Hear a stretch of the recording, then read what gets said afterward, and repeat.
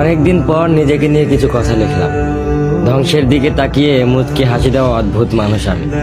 হয়তো আমি পাগল, হয়তো অনুভূতির ভিতরে কোনো এক গভীর অতল দুঃখ বাসা বেঁধেছে। তবুও নিজেকে জোর করে হাসাতে শিখে গেছি। যেদিন ভেতরটা একবারে ভেঙে গিয়েছিল, সেদিনও বাইরে থেকে এক চিলতে হাসি মুখে নিয়ে সবার সামনে দাঁড়িয়েছিলাম। কষ্টগুলোকে আমি বন্ধু বানিয়েছি, একাকিত্বকে আপন করে নিয়েছি।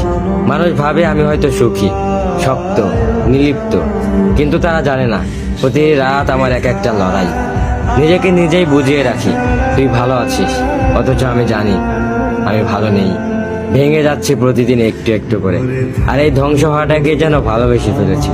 আমি সেই মানুষ যে হার মানার আগে হাসে, কারণ জানি কান্না দেখিয়ে লাভ নেই। পৃথিবী শুধু শক্তদের মনে রাখে, দুর্বলদের নয়। তাই আমি অদ্ভুত, আমি অনুভূতির আগুনে পুড়ে যাওয়া নীরব যোদ্ধা। আমার জীবন কোনো সুখের গল্প নয়, এটা নিঃশব্দ বিপ্লব, যেখানে হাসির আড়ালে লুকানো থাকে হাজারো না বলা কথা, ভাঙা স্বপ্ন, হারিয়ে যাওয়া আমি।